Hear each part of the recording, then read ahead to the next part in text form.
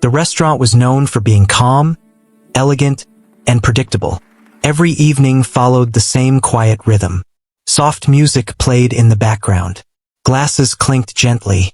Servers moved smoothly between tables, trained to smile, trained to agree, trained to never upset anyone who could afford the menu. That night began no differently, but no one knew it was about to change everything. A black luxury car stopped outside the entrance. People nearby noticed it immediately. The doors opened slowly, and a man stepped out who carried himself like he owned every space he entered. His suit was sharp. His posture was stiff. His face held no warmth at all. He didn't rush. He didn't look around in curiosity. He walked in as if the restaurant already belonged to him. The host recognized him at once. Everyone had seen his face on business news, magazine covers, and online articles. A billionaire CEO. A man famous for building companies fast and breaking people faster. Stories about him floated everywhere. Employees fired on the spot. Executives humiliated in meetings. No patience. No mercy. The host felt his throat tighten but forced a polite smile and guided him to the best table.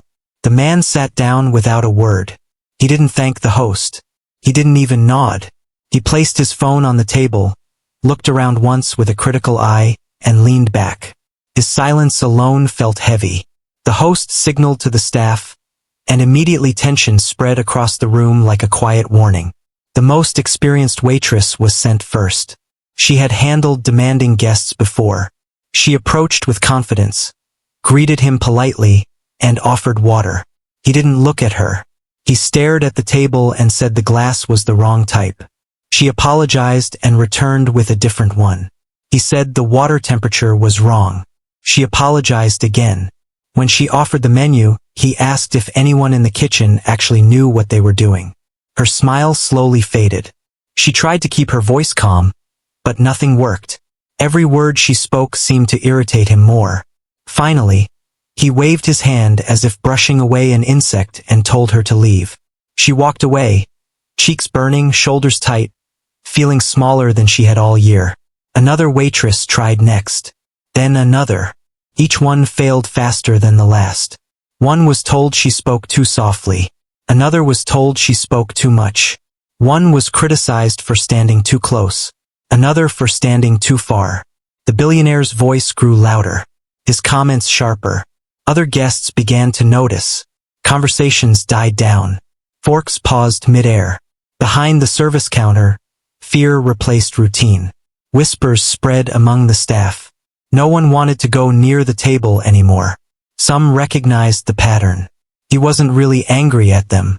He was angry at everything, and they were just nearby. Still, that didn't make it easier to face him. The manager stood frozen, watching the scene unfold. This restaurant had a reputation to protect. One bad public complaint from someone like him could destroy years of hard work. At the same time, he could see his staff breaking under pressure. He had never felt so torn. The billionaire leaned forward and scanned the room. His eyes were sharp and impatient. He asked loudly if the restaurant had run out of capable people. The words hit hard. A few staff members looked down at the floor. One waitress quietly wiped tears from her eyes near the kitchen door. What no one realized was that the man wasn't just difficult for pleasure. Inside him was a constant storm. Endless pressure. Endless expectations. Years of making decisions that affected thousands of lives. He had learned to trust no one completely.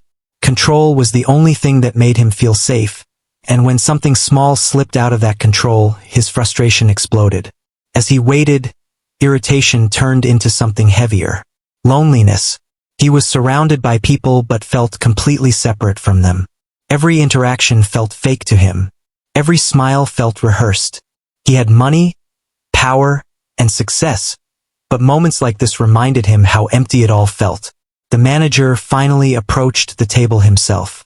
He apologized carefully, choosing every word with fear. He offered special dishes, discounts, anything. The billionaire looked at him for a long second and said he didn't want special treatment. He wanted competence. Then he leaned back again, clearly unsatisfied. The manager stepped away, hands trembling. He gathered the staff and spoke in a low voice. He asked if anyone was willing to try one more time. No one answered. Eyes avoided his. No one wanted to risk being humiliated next. At the far end of the room, a young waitress had been quietly watching everything. She wasn't part of the main service team. She was newer, often assigned smaller tasks, rarely noticed. She had seen how the others were treated. She felt the fear too, but something inside her remained calm. She didn't see a powerful CEO at the table. She saw a man who was deeply unhappy and taking it out on the world. She had grown up around difficult people. She had learned early that anger often hid pain. While others saw danger, she saw a challenge that wasn't about serving food. She took a deep breath and stepped forward. The manager noticed her and rushed over, whispering for her to stop. He warned her gently. She listened, nodded, and still walked toward the table. There was no rush in her steps, no hesitation, just quiet confidence. The restaurant held its breath as she approached. Even the billionaire noticed the change. He looked up, ready to criticize again, but paused. Something about her presence felt different. She didn't smile too much. She didn't bow or apologize before he spoke. She simply stood there, attentive and calm. That was when everything began to shift, though no one realized it yet. The night that started like any other was about to become something no one in that room would ever forget. She stood at the edge of the table for a moment, not speaking right away. She didn't rush into apologies or explanations. She simply waited until the man noticed her fully. That alone was unusual. Most people spoke quickly around him, afraid of silence. She was not. He looked at her from head to toe, already preparing his next complaint. He expected the same nervous smile, the same careful tone, the same fear he had seen all evening. Instead, he saw steady eyes and a calm face. It unsettled him more than shouting ever could. He asked what took so long. His voice was sharp, but there was a hint of curiosity beneath it. She answered simply. She said she was asked to come now. Nothing more. No excuses. No fear. The directness made him pause. She placed a clean napkin on the table, straightened the cutlery with care, and asked what he would like to drink. Not in a rehearsed way, not overly polite, just normal, human, as if he were any other guest. He tested her immediately. He said he had already asked for water 3 times and none of it had been right. She nodded and asked what was wrong with it. Not defensively, not sarcastically, genuinely. He hesitated. No one had asked him that directly before. He muttered something about temperature and glass quality. She listened without interrupting. When he finished, she said she understood and would bring exactly what he described. Then she asked one more thing. She asked if he preferred silence or conversation while being served. That question caught him off guard. He frowned, unsure how to respond. No one had ever given him that choice. He said silence. She nodded again and walked away. The staff watched in disbelief. No apology storm. No raised voices. No humiliation. Just calm movement. The manager stood frozen, waiting for the explosion that never came. She returned with the water. The glass was simple but clean. The water was chilled just enough. She placed it gently on the table and stepped back. She didn't ask if it was acceptable. She waited. He took a sip. His expression didn't change, but he didn't complain either. The silence stretched. Other guests slowly returned to their meals. The tension loosened slightly, though no one trusted it completely. She asked if he was ready to order or needed more time. Her voice remained steady. He said he wasn't hungry anymore. Normally, that would have been the end. Another failure. Another complaint. Instead, she said that was fine. She said sometimes people don't come to places like this for food. Sometimes they just need a quiet place to sit. The words slipped out naturally, not as a speech. That hit something deep. He looked up sharply. He asked what she meant by that. She answered honestly. She said she had seen many people come in tired, angry or distracted, and food was just an excuse. What they really needed was a break. For a moment he looked like he might snap again. His jaw tightened. Then his shoulders dropped slightly, as if something heavy had shifted. He asked how long she had worked there. She told him the truth. Not long. She didn't say it proudly or sadly, just as a fact. He scoffed lightly and said it showed. The words were sharp, but there was no cruelty behind them this time. She didn't react. She only said that everyone is new at something once. That sentence stayed in the air. He leaned back and stared at the ceiling. He remembered his early days long before the money and headlines. Long nights, doubt, being dismissed and underestimated. The silence between them felt different now. Not tense. Thoughtful. She broke it gently by asking if he wanted to see the menu anyway. Not to order, just to look. He nodded. As he scanned the menu, he asked her something unexpected. He asked if she liked working there. The question came out rough, like he wasn't used to asking such things. She thought for a moment before answering. She said some days were hard. Some people were kind. Some were not. But she liked learning how people worked. She said everyone carried something invisible. He laughed quietly at that. A short, dry sound. He said most people were too busy pretending they didn't carry anything at all. She smiled slightly, the first real smile since approaching the table. Not wide, not forced, just enough. Other staff members watched from a distance, confused and amazed. This was not the man they had feared all night. He wasn't kind yet, but he wasn't cruel either. He was listening. He closed the menu and said he would order after all. Something simple. She repeated it back to him clearly and walked away. As she headed to the kitchen, the manager followed her, whispering urgently. He asked what she had done. She said nothing special. She just treated him like a person. When she returned with the food, he thanked her quietly. The words sounded strange coming from him, like it hadn't been used in a long time. She nodded and stepped back, giving him space. She respected his wish for silence. As he ate, he thought about how easily anger had filled every room he entered, how it pushed people away before they even had a chance. He realized something uncomfortable.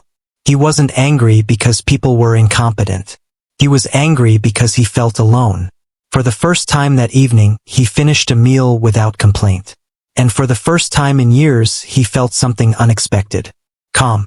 No one in the restaurant knew it yet, but this quiet interaction was only the beginning. The real moment that would stun everyone was still coming. The food was cleared quietly. Plates disappeared without noise. The restaurant slowly returned to its normal rhythm, but something invisible had changed. People were still stealing glances toward the table, not out of fear anymore, but curiosity. The man who had nearly broken the staff now sat quietly, his phone untouched, his shoulders less rigid than before. The waitress stayed nearby, not hovering, not avoiding him either. She continued her work like any other night, helping other tables, refilling glasses, moving with calm purpose. She didn't act as if she had done something special. That, more than anything, stayed in his mind. After a while, he called her over again. His tone was different now, still firm, but softer around the edges. He asked if the place was always this quiet. She told him it depended on the night. Some evenings were loud and full of laughter. Others were slow and thoughtful. She said people often matched the mood they brought in. He nodded slowly. That answer felt honest. He looked around the room, noticing details he had ignored before. Couple holding hands. An older man eating alone but smiling at his phone. A group of coworkers relaxing after a long day. Life happening without him needing to control it. He asked her where she learned to speak the way she did. She didn't understand at first. He explained that she didn't sound trained or scripted. She sounded real. She told him she learned by listening more than speaking. She said people usually revealed themselves if you gave them space. That struck him deeply. For years, he had filled every silence with instructions, demands, or criticism. Silence made him uncomfortable. It reminded him of things he didn't want to think about. He asked if she planned to stay in this job long. She shrugged slightly and said she didn't know. Life had a way of changing suddenly. She said she focused on doing what she could today and figuring out tomorrow when it arrived. He smiled faintly. It wasn't a full smile, but it was real. He said most people he knew lived 10 years ahead and never in the present. She replied that the future arrived whether you worried about it or not. The manager watched this exchange from afar, barely believing it was happening. The staff whispered among themselves, careful not to be seen. No one had ever spoken to the billionaire like this and walked away unscathed. After a pause, he surprised her with another question. He asked what she would do if someone treated her badly for no reason. The question came out suddenly, almost sharply, as if he hadn't planned to ask it. She thought carefully. She said it depended. If the person was hurting others, she would speak up. If the person was hurting themselves, she would try to understand. And if neither worked, she would walk away with her dignity intact. That answer hit harder than any argument. He felt exposed. He realized she had just described him perfectly without accusing him of anything. He leaned back and crossed his arms. For a moment, his old defensive posture returned. Then it faded again. He admitted quietly that people often walked away from him. He said they claimed it was business pressure, but he suspected it was something else. She didn't rush to comfort him. She didn't deny it either. She simply said that power could make people lonely if it was used as a shield instead of a bridge. The words stayed with him. A shield instead of a bridge. He had built walls so high that even he couldn't see over them anymore. He asked her if she ever felt invisible. She answered honestly and said yes. Many times.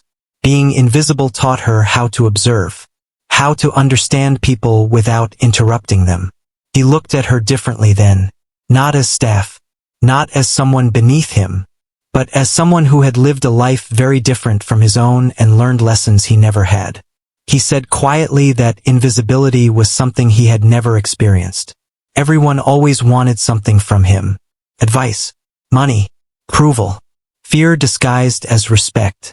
He wondered aloud which was worse. She didn't answer immediately. Then she said both could be heavy in different ways. One crushed you by ignoring you. The other crushed you by never leaving you alone.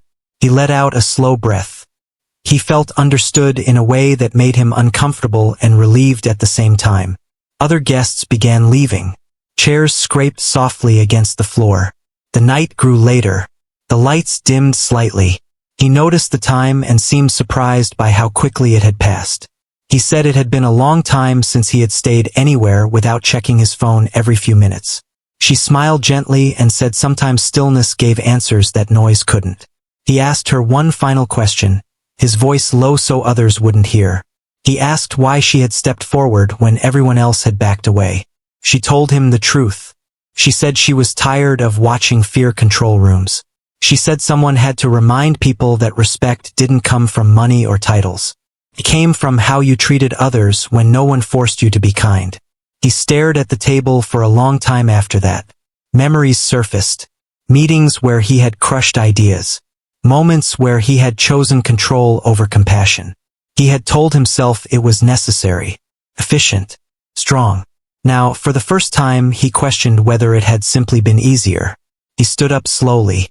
The movement caught the attention of the entire room. People wondered if the storm was returning. Instead, he reached for his wallet and placed a generous payment on the table. More than enough. He didn't announce it. He didn't make a show of it. He thanked her again. Not out of habit. Out of meaning. As he walked toward the exit, the manager rushed forward, nervous once more. The billionaire paused and said the restaurant had something rare. He said it should protect it. Then he left.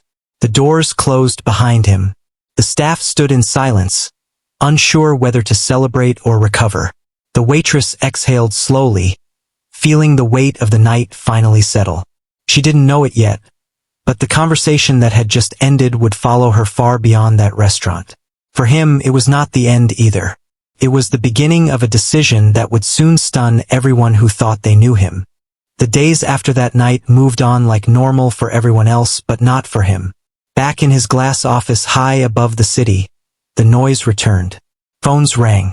Assistants knocked. Meetings stacked on top of meetings. Yet something felt off. He caught himself staring out the window more than usual, replaying small moments from the restaurant. He remembered the way the room had gone quiet when he raised his voice earlier that night. He remembered the fear in the staff's eyes. And then he remembered the calm presence of the one person who didn't flinch. The one person who hadn't tried to impress him or escape him. For years, his life had been about results. Numbers on screens. Deadlines. Control. He told himself that kindness slowed things down, that softness weakened authority. But now, the memory of being listened to without judgment stayed with him longer than any successful deal ever had. During a board meeting, one of his senior executives hesitated while presenting an idea. Normally, he would have cut them off, corrected them sharply. This time, he waited. The room noticed. The executive finished, surprised by the silence. The idea wasn't perfect, but it had potential. Later, alone in his office, he felt unsettled. He wasn't sure whether he liked this new pause inside him or feared it. Change had always been something he forced on others, never something he allowed within himself. That evening, he found himself driving back toward the same part of the city without fully realizing why. The restaurant lights were on when he arrived. The place looked smaller in daylight, less dramatic, more real. He walked in quietly. No grand entrance. No tension this time. A few staff members recognized him and stiffened out of habit. He noticed it and felt a sharp twist in his chest. This was the effect he had on people. He chose a simple table and sat down. When the waitress approached, it wasn't the one from that night. He asked carefully if the other waitress was working. The question felt strange on his tongue. She was. When she stepped out from the back, she froze for half a second. Not in fear but surprise. She hadn't expected to see him again. She walked over, her posture steady, her expression neutral. He greeted her first. The word felt unfamiliar but necessary. He said he hoped it was all right that he came back. She said of course. Everyone was welcome. That simple sentence stayed with him. Everyone was welcome. No conditions. No status. He ordered something small and asked how her week had been. The question sounded awkward, like he was testing new muscles. She answered honestly. Busy. Tiring. Normal. He nodded and admitted that he hadn't stopped thinking about their conversation. He said it had followed him into meetings and decisions. He wasn't sure why.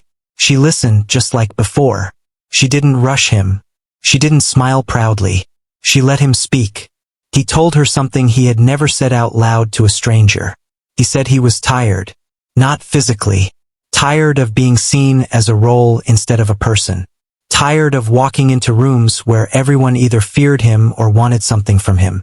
She told him quietly that power often came with isolation, but isolation didn't have to be permanent. It depended on how bridges were built.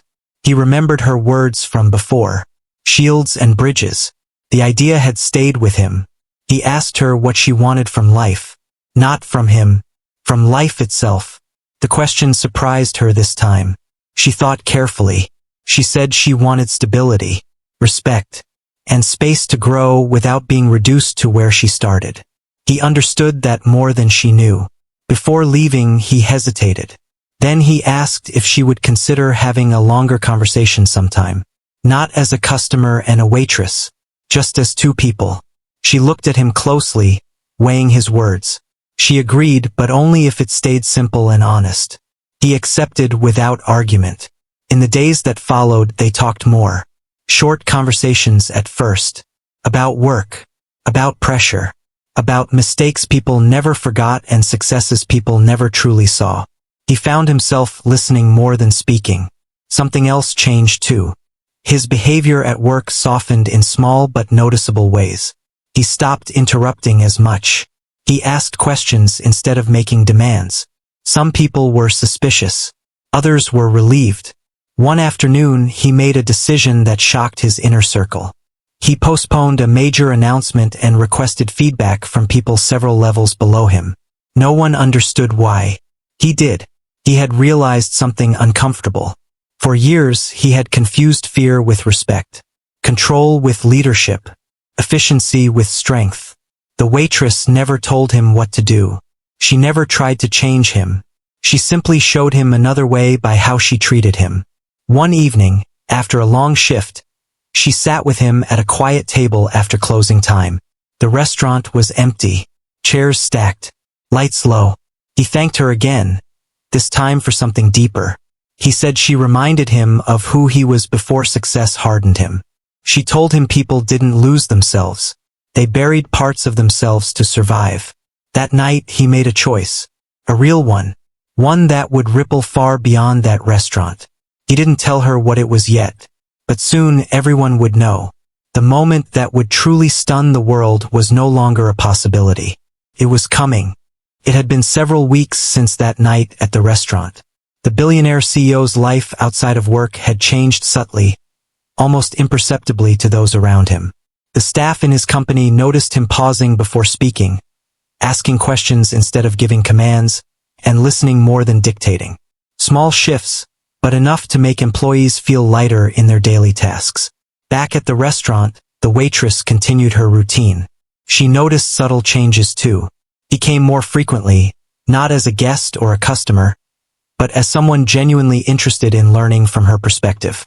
He never imposed or demanded special treatment. Each time, their conversations were quiet, deliberate, and honest. They talked about people, struggles, choices, and mistakes. He shared pieces of his world, and she shared hers without judgment. One evening, after the restaurant had closed, he stayed longer than usual. He asked if she could sit and talk. She agreed. They were alone now, with only the dim lights and the quiet hum of the city outside the windows. He began slowly, recounting how he had been thinking about leadership differently since that first night. He spoke of fear, respect, loneliness, and the false sense of power he had built around himself. Her calm presence made him comfortable enough to reveal vulnerabilities he had never shared with anyone in his business circles. She listened patiently, asking occasional questions, helping him see things from different angles. She never tried to lecture or advise forcefully. Her approach was simple: honesty, patience, and humanity. He found himself reevaluating decisions he had made, people he had pushed away, and opportunities for connection he had ignored. Then one night, as the city lights shimmered outside, he leaned forward and told her what he had been planning. He said he wanted to make a significant change, something that would affect not just his employees but people everywhere who had ever been dismissed or underestimated. She listened, surprised but quietly encouraging. He explained that he would start a new initiative, investing in education, mentorship, and opportunities for those often overlooked. He said he would involve people at every level, from the janitor to senior management, giving them a voice in decisions, allowing them to contribute meaningfully, and making them feel valued. It was unprecedented in his business history. Many would call it risky. He didn't care. She smiled softly, not because she expected him to act, but because she believed he would. He was acting from a place of genuine understanding, not obligation.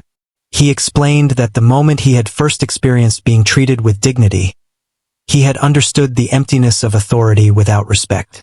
That realization had stayed with him and had now evolved into action. The waitress was humbled.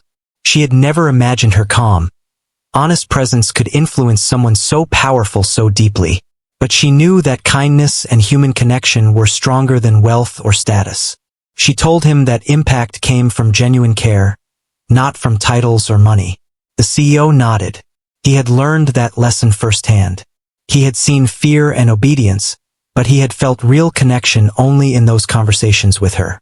That was what had changed him. That was what would guide his next steps. Word slowly spread within his company about the new initiatives. Employees were stunned. They had never seen him act like this. Some were skeptical. Others were cautiously hopeful. The changes weren't sudden or loud. They were consistent and purposeful. Policies shifted. Leadership meetings became inclusive. People who had once been ignored now had seats at the table. Feedback was encouraged, listened to, and acted upon. Outside the company, media noticed a shift in his public statements. Stories emerged about his philanthropic investments, new mentorship programs, and support for small businesses that had struggled. Some questioned the sincerity. Others admired the change. But everyone recognized that a billionaire who had once been feared was now working to empower those around him. Back at the restaurant, he and the waitress continued to meet. Their conversations were no longer just about his transformation but about life, challenges, and the importance of perspective. They spoke of humanity, resilience, and understanding. He sometimes asked her advice on matters he had once thought only he could handle alone. Her answers were simple, grounded in experience, and honest. One night, as they closed the restaurant together after hours, he looked at her and said, "You taught me something no business book ever could." She looked back quietly, knowing exactly what he meant. The lesson was mutual. One person's calm honesty had altered the course of another person's life, and in turn, that person's actions were affecting thousands more. Soon, the story of the waitress who had stood calm before a billionaire CEO became known among the staff and in quiet circles. She didn't seek attention, and he never named her publicly, but the impact of her presence and the change it inspired spoke louder than any headline ever could. The billionaire reflected often on how one simple act of respect, one quiet moment of authenticity, could spark transformation. He learned that true influence didn't come from fear or authority. It came from understanding, patience, and the courage to treat others as equals, even when it was uncomfortable. And as he continued to build programs, mentor employees, and expand his philanthropic efforts, he never forgot that quiet waitress who had not flinched, who had listened, and who had treated him as a human being first. Her lesson remained at the heart of every choice he made, proving that even the smallest gestures of kindness could create change far beyond what anyone could imagine. Through this journey, both of them realized something profound. No title, no wealth, no power could replace the impact of genuine human connection. And in that truth, they found a quiet satisfaction that money, status, or fear could never buy. The story ended not with fanfare or headlines, but with a lasting, subtle change that rippled through lives in ways no one could fully measure. The waitress had not just served him a meal. She had served him a lesson, and he had taken it into the world, transforming it in ways that stunned everyone, including himself.